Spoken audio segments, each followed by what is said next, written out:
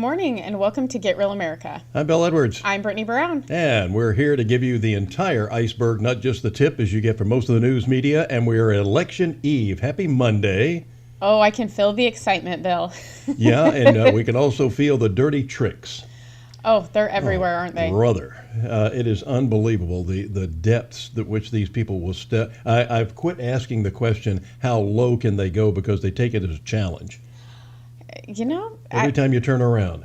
Yeah, I don't think that they have, a moral compass, I think would be a good way to put that. They have a compass, period. Yeah, so what have you seen in the elections? I mean, I saw Kari Lake's office was shut down because they received 2 envelopes of powder, white powder, which we all know could be very dangerous. And they don't want Kari Lake to get in because guess what? The cartels are making a lot of money in Arizona, and if Kari Lake gets in, that money stops. So they are doing everything they can between the Democrats, the cartels. I mean, they are going after Kari Lake with everything they have. And you're repeating yourself. Yes. The Democrats and the cartels. There you go. Yes. I mean, they're basically the same thing, right? But the other thing is it's very serious, Bill. I mean, they have some of their staff are under surveillance because they came in contact with this envelope and, it could cause damage to them. So, I mean, they said they dirty tricks. They were sending off these envelopes to Quantico, Virginia at first, and then they found a lab that was closer. Oh, well, good. I certainly hope so. You found one closer to Arizona than Quantico, Virginia. Yes. So kind of a crazy story there, Bill. We're also seeing people that helped with the analysis of the 2,000 Mules data in jail. I believe we're on day 6 or 7 now, and it's over a civil case. It is not criminal. So how did these people end up in jail? It's absolutely ludicrous. Yeah. Why are they there? What happened to all the Black Lives Matter and Antifa people that were burning America down 2 summers ago? And nothing's ever happened to them, except, of course, some of them have gotten these multi-million-dollar mansions with all of this woke money that came in from U.S. corporations that caved in like a cheap mattress. Shame on you. Yeah, and none of that money went to any of the victims that they supposedly were helping. So yeah, for sure. And if Black Lives mattered so much, where are they every weekend in Chicago except watching them die? The mayor there, she's doing a lot of TikTok dances. So, I mean, very important stuff going on in Chicago. TikTok, but they're thinking about even banning in America because it's a Chinese spy operation. It sure is. Well, and I think there was someone prior to 2020 that mentioned that. I can't think of his name, but I think they call him Orange Man. He had maybe said something about that. But the election denier. Yeah. I mean, it's interesting how many things have come true that they accused Trump of lying about. And I think that that's really what this election is going to be about, Bill, is the referendum on the lies that the Democrats have told as they've ran for office. And, Bill, there's a lot of people, people that are traditional Democrats that are like, these people have lost their minds. They do not represent us. And, when we refer to the Democrats here on our show, we're talking about the people in Washington that are doing evil things and not representing the people that they promised to represent. And it's interesting how they refuse to come on our programs like this. And whether you agree with us or not, when I was doing my radio show, I got my knees bloody for 2 years begging Joe Cunningham, who's running for a governor of South Carolina. When he was 1st District Congressman, he was defeated by Nancy Mace, thank you God, 2 years back. But they wouldn't even, we put in 10 or 15 calls to his office, and we didn't even get go stick it where the sun don't shine, or we don't care about your little piddly show in Savannah. But Nancy Mace was on all the time. And we also tried to get Raphael Warnock and John Ossoff on our show, and nothing. Well, if your name is Spike Lee, you probably could have gotten Warnock because they were campaigning here yesterday together. So is that right? Yeah, I found that one quite communist campaigning for another, eh? Yeah, well, it's very interesting, Bill. There's no prominent Georgians that are campaigning with Warnock and Stacey Abrams. Yeah, she was here with another Natalie Portman, I think. Yeah, Natalie Portman. She should be Natalie Port-person, don't you think? Yeah. I mean, their rules, right? Yeah. Their rules, not ours. So I just think it's interesting that, they're pulling in Obama. They're pulling in, all of these people. Obama didn't make it to Savannah, but he made it to our state for a minute. But, they're pulling out the stops bill, and I think that they're really worried about what it's going to look like for them because the Republicans, I don't think they're going to play nice this time. I think it's going to be, investigations, which should happen, but they should be legal and they should be fair. Have you noticed the bloom is off the rose for Obama? He's been heckled everywhere he's gone. It's been amazing how he's been shouted down in many cases, and I'm not in favor of that by any stretch of the imagination. I think everybody ought to have their say, but he's not the old Obama of 2006.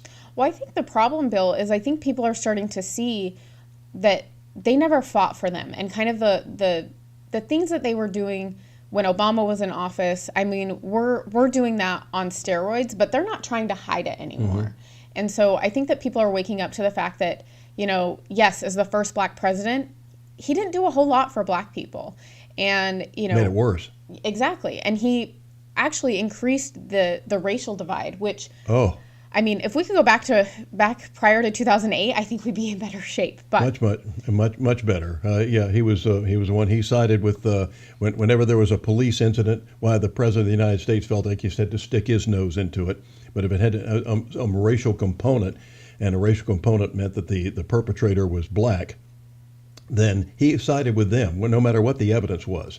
Starting, of course, with that break-in or supposed break-in up in was it Pennsylvania? I think so. Where this professor was trying to break into his own house, albeit because he had forgotten that he'd lost his key or something along those lines. And just because the police, I guess the police were supposed to know that this was this guy's house and that they shouldn't have bothered him.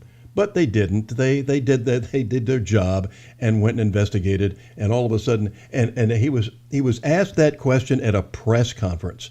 So that question was planned. I think it was a guy from CBS, the Communist Broadcast System, who asked a question about that, and he said the police acted stupidly. Oh, investigating what looked like a break into a house was acting stupid. I think even the president himself was surprised at the negative reaction he got from that, the big blowback when they had to have the beer, the beer friendly conference or whatever it was that they had later, where he apologized to the cops. Yeah, well, and I think the thing is we've gotten to a point where they cherry pick the stories and then they report on them and they take it up to a federal level, which, there are things that are national newsworthy and there are things that should stay local. And they've really politicized a lot of these local cases, including the case that was in Brunswick, last year. I think maybe it was 2 years ago. I can't even keep track. It seems like I'm in a... Yeah, it was 2 years ago, as hard as it is to believe, yeah. Ahmaud Arbery case. Yeah, and that's out of Brunswick, which is a smaller community, but it ended up getting blown up. And, there's just a lot of things. And we were in Brunswick actually last week, and we're prepping our show for Friday, so make sure you check it out. It'll be a special Veterans edition. But we were in Brunswick, and it's a cute little town down there. It's beautiful. And, we had a lot of fun while we were down there. Beautiful community. And it's a shame that you've got these left-wing loons that are trying to, and also a bunch of miscreants that are trying to destroy that city. Yeah, well, I think we're seeing everything play out in a way that is interesting, Bill, because even people that have been in charge in the Republican Party for a very long time, they're elitists. They are people that have certain family names, and they are dictating who should be in office. And the American people are waking up to this, but I will say it's going to take more than just one election cycle for us to kind of resolve this. But the people that are going to run in these races against establishment people, it's brutal. And we heard about that while we were down in Brunswick, just how brutal it can get for an election that seems very local and maybe not as significant as like a Senate or a House seat in Washington, but they treated it as it was. I mean, it was pretty brutal down there. So I think, it's going to take a couple election cycles and also some people with some thick skin to really resolve the issues that we're seeing in Washington right now. It is election eve. It is up to you. We can't have this red tsunami or red wave even if you don't go vote. So it is vital for you to get out. And I think the Republicans this time, and even people who are Democrats who've decided maybe they shouldn't be voting for Democrats anymore, and those precious independents that we keep hearing about all the time. That seems to be the big focus sometimes in the media of what do the independents think? Oh, the people that can think for themselves is what I Yeah, just that's heard. yeah, that's pretty much it. But nevertheless, you have got to get out and you have got to vote. You overwhelm the system, and they can't cheat on you. Absolutely. And I think we have a clip about Georgia voters. And actually, a lot of them were Democrats, Bill. This happened over the weekend. Fox and Friends, I keep talking about them all the time. But Lawrence Jones on Lawrence Jones Across America. It was on Saturday night on Fox, and he had a panel that he had put together of Georgia voters. Something like this. Elections as any other thing than a reflection of the current president. So it's hard to look at the midterm elections as any other thing than a reflection of the current president. And this year is no different. Democrats are facing an uphill battle with a historically unpopular president. And one thing was clear when I spoke to voters in Atlanta, Georgia. Joe Biden's poor performance will definitely impact these key races. Watch. Let's talk about the president of the United States, because when you look at the polling, 70% of Americans feel like that we're heading down the wrong direction. And I just wonder how much that will play in this race in Georgia, and what you guys think about the president of the United States and how he's doing. So Joshua, I'll start with you. How's Joe Biden doing in serving you and your family? He doesn't have a vision except for his pocket, in my opinion. He really doesn't care about what I'm doing, where I'm doing it, and if anything's going to happen. It's all about him, his family. Anybody else does what he does or his family does, I wouldn't be sitting here. You know, there's the famous quote from, I think it was former Secretary Robert Gates, said that President Biden's been on the wrong end of every foreign policy decision in his entire career. And I think that that's pretty much held true for this. President Obama was famous for saying, never underestimate Biden's ability to F things up. He's effed everything up since he's taken office, at least to me. From the moment he shut down the Keystone Pipeline and all those executive orders that he signed till now, I can't think of anything that he's done that I would agree with. How's it going for the president? Well, I would say this. If nothing else, he saved us from a train wreck. Sometimes you have to go with what you have. I agree with a lot that my co-panelists have said in regards to the state of things and decisions and some things like that. Because even me, as a Democrat, I would look back or sit and watch things and be like, you know, the puppy stare that, like what's happening? You can still be a Democrat And have a different opinion. and then think that things aren't going well. Yeah, okay. So that's my stance. Can he really lead the party? Because Obama can't run again, okay? But he's on the road as if he's going to run Okay, again. see, this is the case. When it comes to bringing out people that you want to be on the road with you, of course you want to bring someone that the people love. So right now, the economy is in such a bad state till, if he ran with anyone, if our president currently polled, or not polled, but ran with anybody on the trail, it would be kind of a how do you say it without, bleep me, it would be a show. So right now you have to use your strength, and Obama, Obama is the strength right now. Well, listen, they didn't want Joe in Georgia, so that says a lot. Not having the current president out here campaigning with Warnock, with Abrams, it tells you exactly what Democrats feel about their own president. Okay, it's this idea that he's just not doing a great job, and seeing like Joe, he has so much baggage, especially in Black America. You're talking about the '94 crime bill. You're talking about Black men in prison because of all the things he's implemented. These things have stuck with Biden. And again, if we're talking about Black voters and the power of the Black voting bloc out here in Georgia, they're going to remember that. That was so much fun. I bet it was a good time to sit and talk to those people about what they were thinking when it comes to Joe Biden. Gives you an idea, and Fox does it as well as anybody. So that gives you a little bit of just the tip of the iceberg there on exactly how Georgia voters are feeling. And a lot of them are really upset, and you can see that the Democrats are looking around saying, we don't have a leg to stand on here. There's not a lot of options, Bill. And right now, we have to go to a break, but we'll talk more about this when we get back.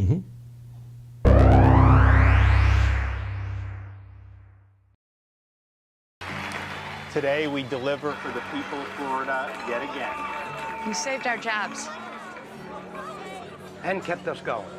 They tried to shut us down, but you saved our business. $1,000 bonuses. You had our backs. And honored our service. You led by facts, not fear. And you let us decide. You let me go to school. You gave me a voice. You put us first. And didn't let them keep us apart. You let us learn. You let us compete. All of us. You protected our right to worship together in person. And you raised our pay. You protected our waters. And kept Florida beautiful. When they attacked you, you didn't cave. You stood strong for Florida. Thank you. Thank you. Thank you, Governor. Gracias, Gobernador DeSantis. Thank you. Thank you. Thank you. Thank you, Governor DeSantis. I don't want to pay 1 penny more in taxes. And I don't want to pay a 1% on everything we buy. Wait a minute. Is that what T-Splosh is? It is. Vote no to T-Splosh. Reverend Warnock's running a nasty, dishonest campaign. Perfect for Washington. The Reverend doesn't even tell my full story, my true story. As everyone knows, I had a real battle with mental health. Even wrote a book about it. And by the grace of God, I've overcome it. Warnock's a preacher who doesn't tell the truth. He doesn't even believe in redemption. I'm Herschel Walker, saved by grace, and I approve this message. Reverend Warnock.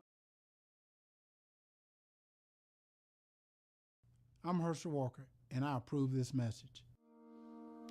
I admired Herschel from the beginning. Herschel has always been challenged about doing things that people thought he wasn't capable of doing.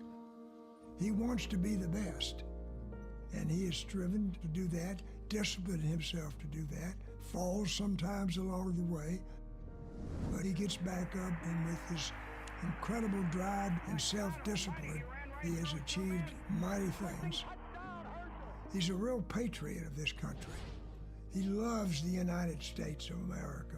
He also is realistic that it can be better. He is not a, quote, politician.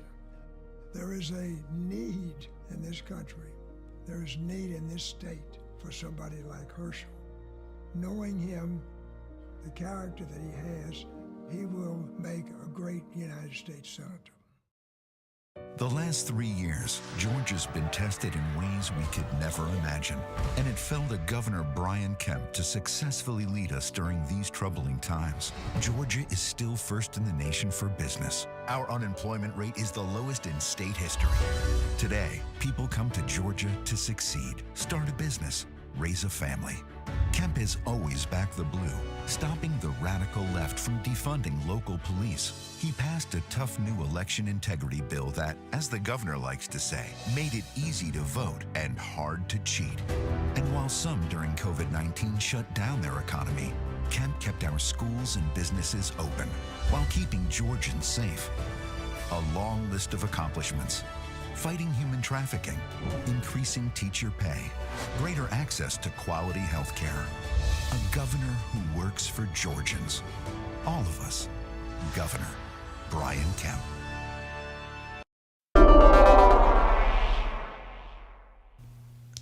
Welcome back to Get Real America. I'm Bill Edwards. I'm Brittany Brown. It is election eve. Please get to the polls. They'll be open. They always want to tell us in the media, open 7 to 7. I think you should know. If you don't know that by now, then you're in real trouble already. Yeah, and we want to be fair here, Bill. Yes. So we want to make sure that you also know what you're voting for if you vote for a Democrat. Mm-hmm. That's fair, right? Absolutely. Yeah, so we have an ad prepared for why you should vote for the Democrats. Yeah, let's see.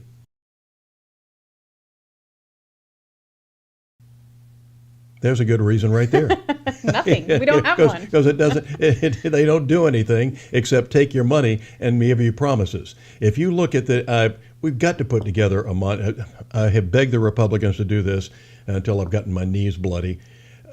Go back to 1960 at least, and come forward and get all the Democrat ads and all the promises that they made, starting then, right on up till now, you will find that they are monotonous in their similarity. They haven't kept any of them, have they? They haven't. No, they have promised their constituents and their supporters the moon, and they don't even have a rocket ship. So it is. I think that would be one of the great political ads of all time. Just put together a montage of all of these promises that have been made, and all of the things that they've said. Like when was the last time you remember Republicans saying they were going to eliminate Social Security and other benefits? And you hear the Hildebeest talking about it all the time. Well, and I think, so the Social Security thing, there has to be a solution for that, Bill, because we can't continue the way that we're... I agree with that. So they have talked about a phasing out program, but that ultimately has to happen because, unfortunately, the people that we put in charge of the trust, that it was supposed to be a trust fund for all of us so that we had support when we retired. There ain't no trust fund. They've basically spent all that money, and now we're in a situation where we have to figure out how to move forward with it. The Social Security check that I get is financed out of payroll taxes currently. There was no fund put aside for me. And had I taken that same amount of money and put it into a private savings account, even if it had paid something as low as 3.5% to 4% interest, I'd be a multimillionaire now. Yeah, I don't think the government has any business doing this, Bill, honestly. They don't. Like when you think about it, I also think it's interesting that you pay so many penalties if you need to maybe access your 401k, maybe for certain things. I don't understand why they get to dictate what we do with our money. I don't like it, Bill. Yeah, it is. It's unbelievable. But Social Security was one of the greatest Ponzi schemes that's ever been perpetrated on the American public, if not the most. And the Republicans have said that they wanted to phase it out. If you remember, that was the third rail of politics that they talked about and George W. Bush was trying to do that. He was trying to phase it out, and he was catching brickbats right and left. It's interesting that the city of Corpus Christi, Texas, when there was a loophole, opted out, their employees, I believe it was the city employees, opted out of the Social Security system into a private system. And they were getting so much money at the end. And by the way, this is money that they could pull out as much as they wanted anytime. They didn't have to wait for a monthly check and a check. I get a monthly check, but it is whatever Social Security says they want to give me. And I can't pull out more than that. That's it. And I cannot pass it on to my kids or grandkids. That's it. Even my wife, she would have the option, if I precede her in death, she would have the option of picking out which Social Security check she wanted, hers or mine, but she couldn't get both of them. Whereas with the private account, it belongs to you, and you can pass it on to the family. You can take out as much as you want, when you want, and it passes on to the family. Yep, I think we have to get rid of it, and it's in the best. And here's the thing: people need to be accountable for their money, Bill. And this did put in a safeguard for people that maybe were a little bit irresponsible with their money, but it also made it so people that maybe could have done a better job with their own money, they couldn't because they have to pay into this account. And I'm just curious, Bill, did you get a printout of how much money you've put into Social Security? Did they send that to you? I'm just wondering. No, you don't even know. I have no idea. See, and that's something I would like to see. I think that our government needs to be accountable, and that includes being able to tell us how much money we've paid them and where the money is. Because I'll tell you what, it doesn't look like they've spent it very well, Bill. And if you remember, they tried to sell it to us on the fact that it would not, and a lot of people were worried, even at the time when it was passed, said, how would this, if they're given a Social Security number, said, how is this not a national ID type thing? And the people that were worried about a government overreach, and they said, oh, no. My Social Security card that I got when I was 16 years old, because you weren't born with a Social Security number like you are these days, you had to go apply for it the first time you went to apply for a job. So I was working my first summer job when I was 16 years old. I went down and I got my Social Security card. On the bottom right-hand corner of my Social Security card, it says, not for identification. And Bill did show this to me. It's true. Another great lie from the government. Yes, but our Social Security cards look vastly different, I will say. And so what do they do now when you apply for anything now? What's your Social Security number? Oh, well, I'm sorry. I said, mine says this is not for identification. You don't need my Social Security number. What was it for then, Bill? How did they sell that to you? What was it for originally? It was for to get your social. When you turn 65, you start getting your Social Security money. That's all it was for. It wasn't for. There was no identification whatsoever. If you remember in the Army, during we always those of us who I don't remember World War II because it was before I was born, but I remember watching the movies. And remember, they always asked for name, rank, and then when under the Geneva Convention, if you were taken a prisoner of war, you were allowed to give your name, rank, and serial number. You didn't give a Social Security number. Name, rank, and serial number. All members of the military were given a serial number, and that's what you were supposed to have. That was their identification. But the Social Security card was for nothing more than getting that check when you turned 65. So, I mean, there should be a printout they could provide since it's linked to our Social Security number. One would think. You know. Especially in today's world of supercomputers. They ought to be able to figure out exactly how much you've paid into the system. But I will tell you that the IRS sent me a letter for my business, and they said, we know that you filed your tax return, but we've lost it. Can you please resend? They sent me a letter in the mail. This was like 3 weeks ago. I'm like... Of course, I can remember a time when I got a letter from them that said, "Dear valued customer." I said, "Oh, I didn't realize I was a customer. Please take me off the list because I'm not satisfied with your service." The best one, though, Brittany, was about, I think it was around it was in the late 1980s. They came out, there was this, once again, there was some sort of threat of nuclear war. And another one of these global Holocaust type things. And they actually sent out a memo. Now, you can't make this stuff up. Saying, in the event of nuclear war, you'll be given an extra 2 weeks to file your taxes. What? You can't make this up. If we have a nuclear war, you have an extra 2 weeks. If it's around tax time, you have an extra 2 weeks to file your taxes, just in case. Well, I will say, Bill, I don't think the strategy has changed with the government. No, it hasn't. They lead by fear, and that's how they get us to do things, right? Is just to coercion to do what they want us to do, and they lead by fear. They always try to scare us with, the dark, cold winter last year. All unvaccinated people were going to die. That's right. I didn't see that happen. So there might be a lot of people dying because of their policies up in the Northeast this year because they're going to be running out of gas. Yes, and Bill, I'm nervous for people because I'm sure that there are some people that are really feeling it right now, but I don't think it's totally hit a lot of households yet. Yes, when you go to the grocery store. But I will say, I think we have a quick video on how much debt is actually circulating in the country right now and where the American people stand. Yeah, let's take a look at that, see what happens. Okay, so it looks like we don't have that one. But he talks about how 35% of Americans are not able to pay off their credit card bills. And that's how people are staying afloat right now. They're putting things on credit. But the average credit card is, I believe the average percentage rate is 23%. So that's pretty expensive when you don't pay it off every month, the interest on that. So, I mean, I know that car repossessions, I think they're repoing about, on average, 15,000 cars a day, Bill, right now. Yeah. Most Americans or 20% of Americans are at least 1 month behind in rent.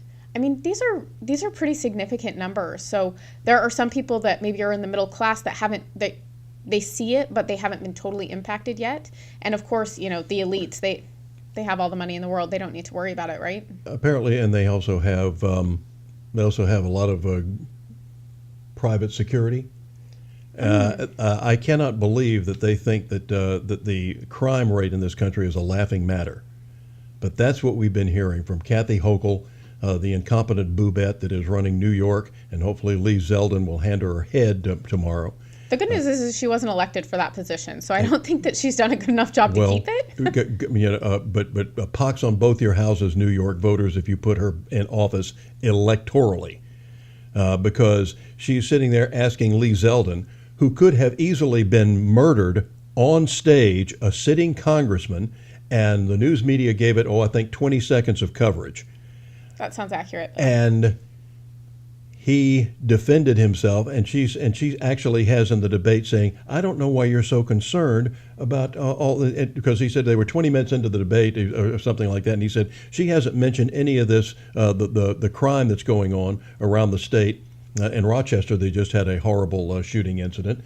People are being pushed in front of subways that the mayor of New York City says is nothing to worry about either, because 3.5 million people a day ride the subway, and if we've only had 8 people pushed in front of the subway, you do the math. I mean, it's pretty less, not much of a chance of you getting pushed in front of a subway. Well, I think the escalation is what's scary there, Bill. If there are no consequences, then Yeah. people think it's okay. And I mean, Exactly. people are a little nutty right now. After And the here pandemic, we fully and- haven't recovered. And you hear the Hildebeest, and you hear her husband running around saying that that the Republicans are making a big deal out of this, and even Hochul herself even had an ad on that said that the blue states, crime is dropping in the blue states more than it is in the red states. This is called gaslighting. Don't buy it. It's not. They do not vote for a Democrat right now. Yeah. We're not in a place where we can do that. They're not running in good faith, Bill. We need to do the red tsunami. It's up to you. Voting is tomorrow. So please, early voting stopped in Georgia on Friday. It stopped in South Carolina day before yesterday. And it is up to you tomorrow to get out to vote. Please exercise your God-given and inalienable right to get out and vote. Absolutely. And we will have more right after this break. Coming up.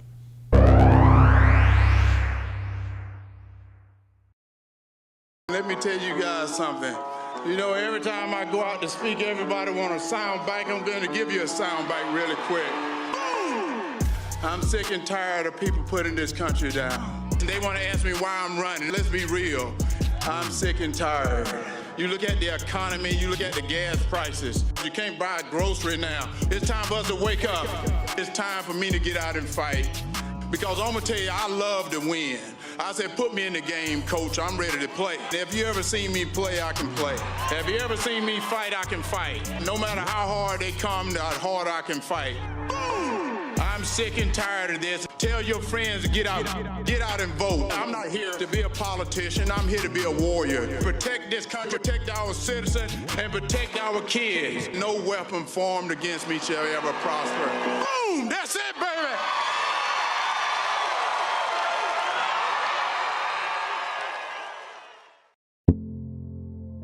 I do absolutely agree that it's racist. It is a redux of Jim Crow in a suit and tie. America has a long history of systemic racism. You ain't black. America has a pre-existing condition. It's called racism. Senator Warnock believes America is a bad country full of racist people. I believe we're a great country full of generous people. Warnock wants to divide us. I want to bring us together. I'm Herschel Walker. I approve this message.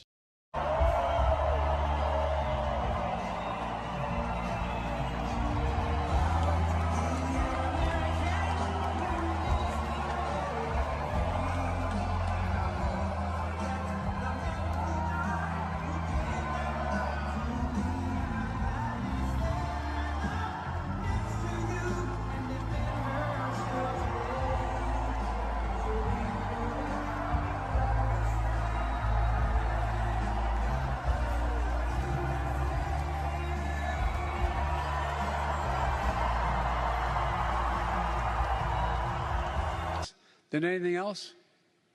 You realize that? The point is, we ask so much of you. So much of you. I've not...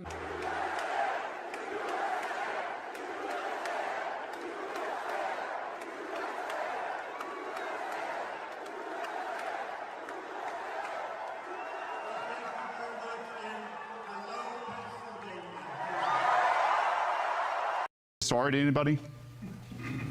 So is that a question, or? That is a question. Do you want to say sorry to anybody? Well, look, I'll be glad to talk about my record because obviously Mr. Hazel is gravely mistaken. If you look at the executive orders that I signed, we said every business in Georgia was essential. There was a few that we asked to help us stop the spread, flatten the curve, build PPE supplies and hospital bed capacities, because unlike him, I was getting the calls from hospitals saying, hey, we are out of surgical gowns, we're out of masks, we need ventilators. And we were literally working 24/7 to supply those items while also keeping our economy open in this state. And as you know, I was the first state to open the small parts that we asked to close, and our recovery's been as good as any state in the country. We have had 2 record years of economic development because of our business environment, working with the General Assembly to make sure that we're putting Georgians first and Georgia businesses and Georgia workers first, and that's what I'm committed to continuing to do. Hey everybody, just finished a great stop up here in Ringgold, Georgia. Incredible support for our veterans up here in Northwest Georgia. We cannot thank this community enough for showing their tribute to our men and women in uniform and those that have served and sacrificed. God bless.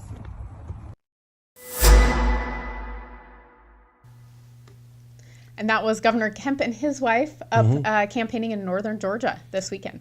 Brian had some great answers, did well in those debates, and I didn't realize I should have given him the benefit of the doubt more than anything else, and I was trying to when this pandemic thing first started, and it was hard to get a hold of him to get him on the radio with me, and people were calling in saying, "Where's the governor?" I said, "Trust me. He's there somewhere, and I don't know why he's not responding, but I think it just showed that he was doing a lot of work behind the scenes and was so darn busy trying to keep businesses open and giving hospitals the help that they needed, and he didn't have time to come on and talk much about it.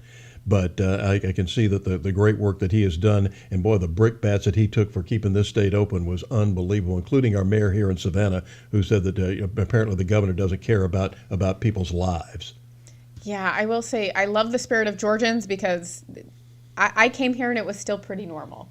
After, I think it was probably in the summer of 2021 in Baltimore, they were still having mask mandates.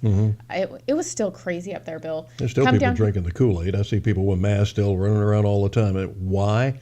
But it's very rare. And I will say that in Savannah, it's been open and people have been doing their thing, and people, whether you agree with it or not, they were like, I'm not wearing a mask. I'm choosing to be free, and I'm not doing it. And we never got questioned when we were here, because I was kind of one of those people that I was like, I don't need to wear a mask. Like, I'm fine. And I also believe that we have an immune system, and if you don't access your immune system, guess what? It doesn't help you out any, and you end up, a lot of people that I know, once they stopped wearing masks, ended up getting really sick, and it's because they weren't exposed to anything.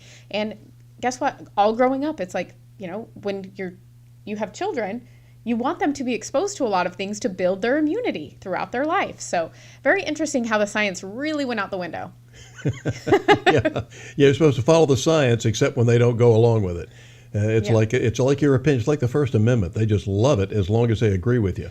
Exactly. Well, and I will say, last week was the school board meeting. It's always good when Beth Medveroni shows up. She had a lot to say, and her data is always on point, and she always is good at dissecting it and putting it in a way that people can understand, and that also makes you think about, why would this be allowed to happen? So I believe that we have a clip of Beth here now.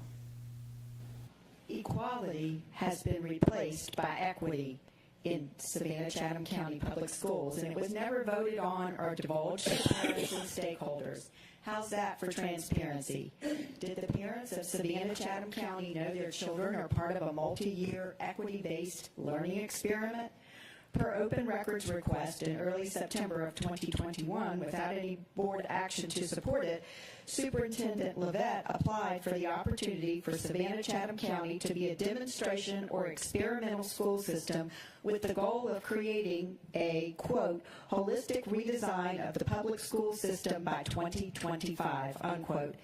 The tagline for Learning 2025, the title of the new public school system design, reads, Student-Centered, Equity-Focused Education.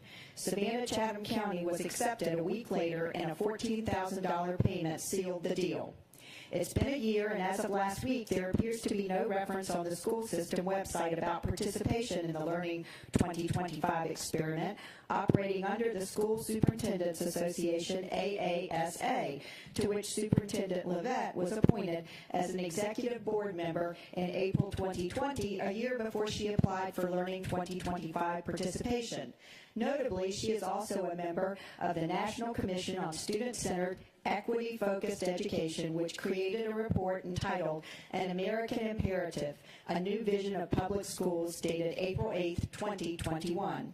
I'm not a lawyer, so I don't know if there's a conflict of interest here between the superintendent's role in the AASA and her participation in the equity-based experiment with her own school system that required an exchange of funds, but the question needs to be asked. What's the difference, you ask, between equality and equity?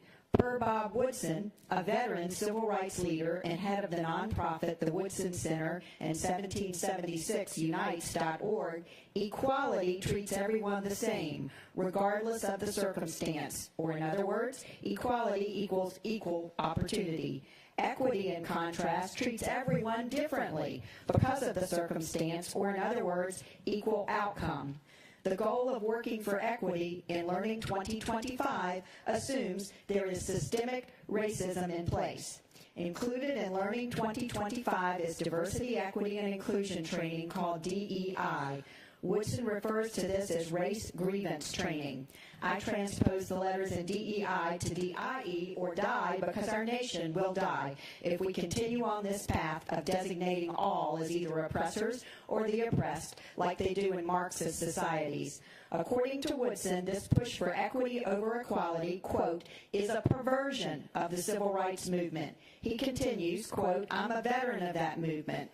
I didn't march so someone could use the rich legacy of the civil rights movement as a weapon to punish whites. To paraphrase Dr. King from the 1960s, racism is not bad because it's visited upon blacks by whites. It's bad because it's evil.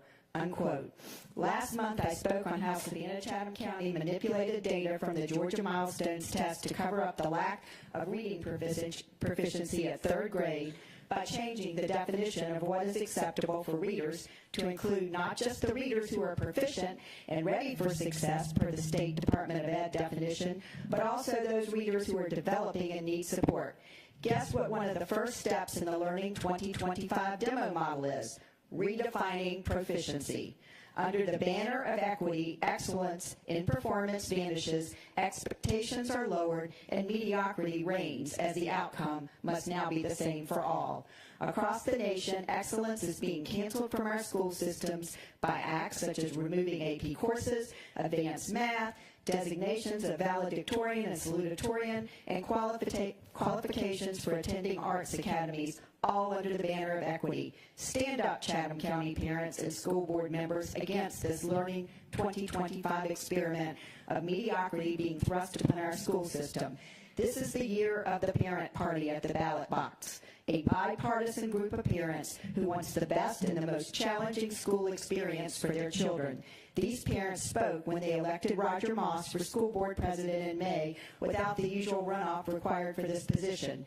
He ran on excellence in our schools by having high expectations for all students through creating a system where children learn to dream big and are guided towards success. In contrast, his opponent ran on educational opportunity and equity. When you vote on November 8th, it's not about your party affiliation, it's about which candidates share the values you hold dear for your children. Educate yourself and vote wisely. Thank you. Thank you very much.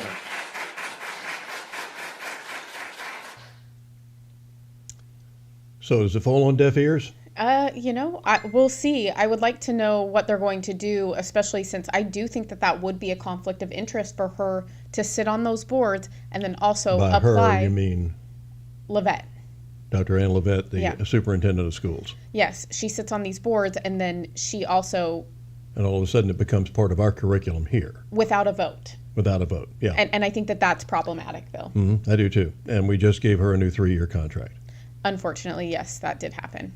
So be aware. Votes do have consequences, even in these local school board elections. And unfortunately, they were in May, and they're final. So we will have Roger Moss coming in January, but ultimately, there's a lot of stuff that we need to dig into with the school board and make sure that they are doing things the right way, because I don't think that she could legally put us into a program without the vote of the board. And when you try to point it out, it's water off a duck's back. It's just pathetic. All right, coming up next. I think we're going to go to the Georgia Bulldogs. They had a big win, but also Tennessee tried everything they could to make sure that someone's game was off. So we'll talk about that when we get back. Still got the head handed to them. That's next.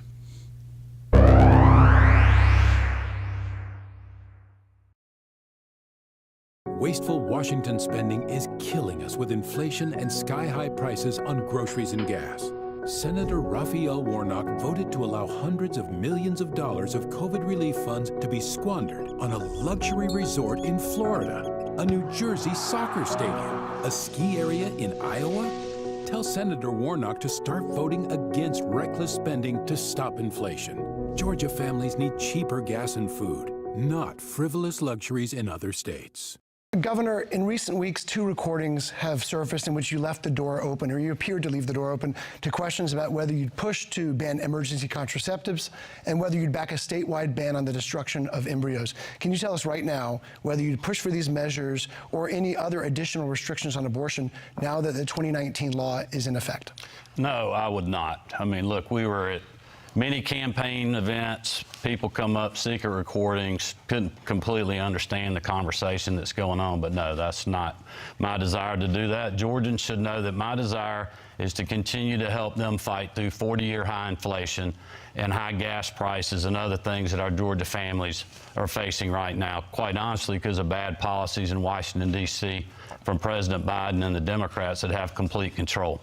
And thankfully, working with the Georgia General Assembly, we've been able to work to help give some relief to people despite what's happening in Washington, like giving a income tax credit back to our citizens, cutting taxes, also suspending the gas tax since March now, $800 million of relief for our hardworking citizens. So that is what my focus has been on, and it's what it will continue to be on.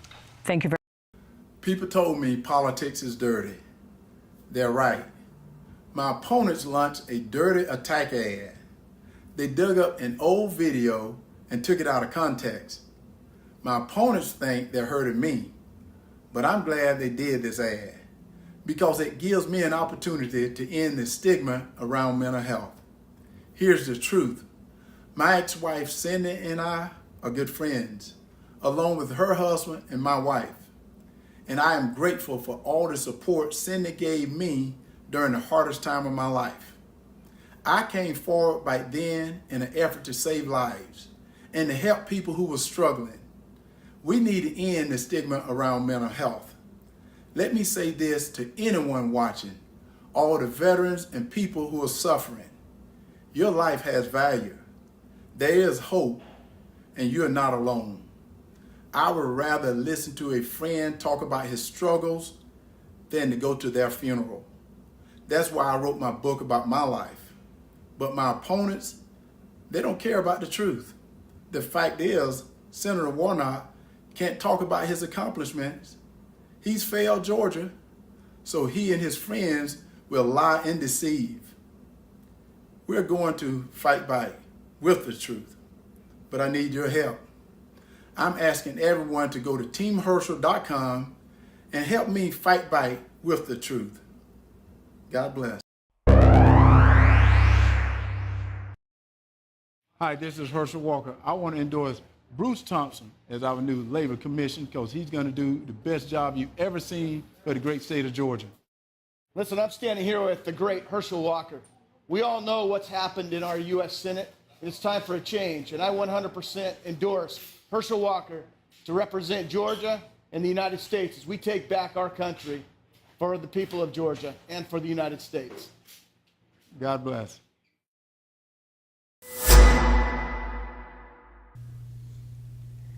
Welcome back to Get Real America. I'm Bill Edwards. I'm Brittany Brown, and I will say we have not talked a lot about Bruce Thompson, but he has been working the state. He has been at so many events, and I do think he wants to do a lot of good things in that labor commissioner job. So I'm excited for him to run, and I really hope that he wins. I hope so too. Also, Burt, we haven't talked much about the lieutenant governor candidates either. And Burt Jones is a candidate for lieutenant governor, and he is a senator, state senator from Griffin. He was elected back in 2012. He is one of the Trump-backed candidates who won his election in a runoff. So not in a runoff, but in his primary. Yep. And he is going up against a Democrat by the name of Charlie Bailey. And I love the way they phrase this sometimes, Brittany. Charlie Bailey is an 8th generation Georgian. Well, Okay. send up a flare. So am I. Bill, you're a perfect candidate. Let's Well, get you there up you there. go. Vote for me for lieutenant governor. You can't vote for Brady. Just write me in on there. Right, Okay, right. yeah, fine. And there's also once again a libertarian that might want to throw a monkey wrench into this thing. His name is Ryan Bailey, Ryan Graham. That is. He is the chairman of the Libertarian Party for Georgia, and he's an IT specialist. Okay. Bill, I And said, by the way, and both of them try to sound like Republicans. it's amazing how many candidates yeah. I've heard sound like a Republican. Even the guy running for governor in South Carolina sounds like a governor talking about tax cuts. That was an interesting thing to watch people Yeah. just all of a sudden turn into these moderate Republican-esque people during this election season. So I guess anything to separate themselves from Joe Biden's policies, right? Yeah, absolutely right. So Got to steal the Republican policy. So there you go. So just vote Republican. yeah, there we go. Just don't vote for anybody with a D or an L by their name. By the way, we had a great weekend of college athletics, and I thought the Georgia-Tennessee game, it was billed as the game. In fact, I'm surprised they didn't put it in prime time as the night game, but they didn't. But And they Tennessee were was the taking on pick. Tennessee, yeah, and both teams were number one. Georgia number one in one poll, Tennessee number one in the other poll, both undefeated. And I was expecting a really, really good ball game, and I enjoyed watching it because Georgia won. But at the same time, Tennessee was not impressive that much. Well, and I think the interesting thing is Tennessee pulled out all the stops. Yep. They actually released Stetson Bennett's phone number. I don't know if anyone caught him saying, "Call me," after he did his first touchdown, but here he is talking about that. Yeah, so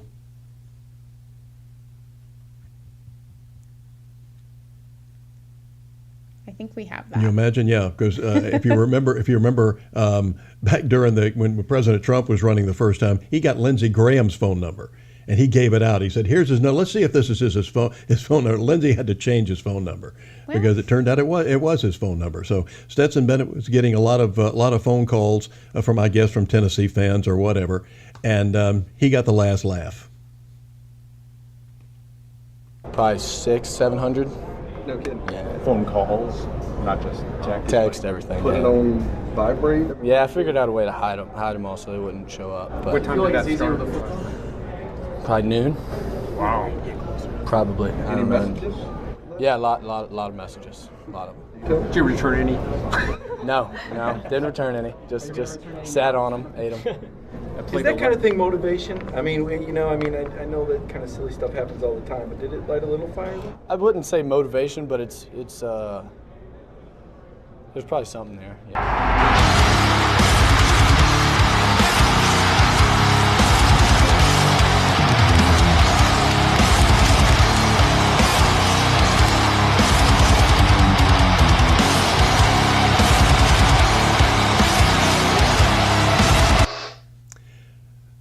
That Oh was, my gosh, yeah, I love it. that was Bennett scrambling for a touchdown, and then giving the phone gesture. Yeah, call me. I'm glad that he has a sense of humor and Mhm. also very focused. I mean, they still won even though they were trying to interrupt his game by having his phone just continually go off. Can you imagine getting 700 phone calls and text messages, Bill, within like a few hours? Like, no. Ridiculous. Yeah. So whatever. There must He be a probably lot has of to change his phone number too. must be a lot of Democrats Yeah. in Tennessee.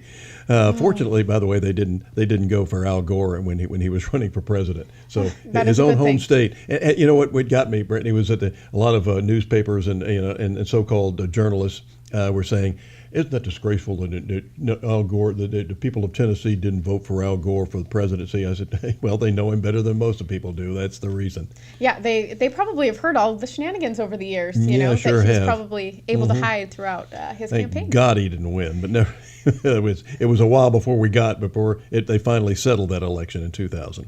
Yes, well, I'm hoping that we do not have to wait for our election results. I'm a Oh, little skeptical, geez. but as the They may in Pennsylvania, though. Remember the Secretary of State? Secretary of State up there saying could be days. before. No, that's Why? not acceptable. I'm sorry. That is not acceptable. Bill, when did it change that we went from knowing the election the night of to now we're, a week out? I don't ever remember as a kid growing up in any of the elections where we didn't know who the winner was by midnight at the latest. It doesn't make a whole lot of sense to me, and I think people really need to think about this. Long before the days of computers. Well, I think people are so on board with this mail-in voting, which I'm sure that there are reasons that people should do mail-ins or absentees. However, if it's impeding our ability to know the results of an election, we should not be doing it. We should know the day of. End of story. How are we regressing? Isn't technology supposed to make it easier, faster, better for us to really know who No, it's wins? made it more complicated. Well, and I think there's a lot more areas for, I don't know how to say this, Bill, errors maybe? Yeah. Maybe that's a good word, to be made by these machines and, kind of what's going on behind the scenes, especially when we don't have access to the code, which I think should be open source. I think we should be able to see how these machines are functioning, but it's really been closed down to the public. So I think that that's a problem because guess who owns the elections, Bill? The people. That would be us. So You and me. Yep. So I think that we should see more transparency in these elections, and we should see, if we have a question about something, there should be no pushback. It should be like, you know what? If you have questions about the election, okay, let's talk about it. Instead, they don't want to talk about it, and they've made it very difficult for us to see what's going on behind the scenes. I've noticed that most of the stories that we see now, when they talk about a Republican candidate, they talk about whether or not they were an election denier or not. However, with all of the Democrats who have all been election deniers, they haven't mentioned that at all. Bill, I'm really excited for these results to come out because I wonder how many election deniers will pop up on the other side. I don't know. Yeah. I mean, Let's Stacey just Abrams see. is probably the OG of election deniers. So, I mean, it'll be interesting to see how she behaves this time around. Yeah. Tomorrow we have some more surprises for you with we get ready for Election Day. Oh my gosh, I'm so and how excited. much fun it's going to be and how excited we are. We'll have the champagne on ice ready to pop the corks. Wednesday morning, we will have champagne. Yeah. And so just remember, now it's your turn. You've heard we don't want a runoff, okay? No. So for goodness sakes, and the presidential campaign, by the way, will start November 9th. I think I heard that someone could be announcing between now and Thanksgiving, Bill. Yeah, it could be. So exercise this is your right as a citizen. This is your opportunity. This is your obligation as a citizen of the United States. I know they don't teach civics anymore, at least not the kind that teaches you about the rights that you have and the greatness of America and this wonderful tricameral government that was set up by geniuses. This is your opportunity. All the rhetoric, all the campaigning that you've seen goes away. Now you're in the driver's seat. Now it's your turn. For goodness sakes, get to the poll. I don't care if we have some sort of a flash blizzard. Get there. Vote. Absolutely. Game day voters, it's your turn to vote. We're excited to see what happens, and we've got to see this red wave, Bill. We're excited, and we can't wait to see you guys tomorrow and on Election Day. Talk more about it. Catch us on YouTube, GRANewsmedia.com, and you can check us out on Spotify or Apple or wherever you get your podcasts. Have a good day. See you then.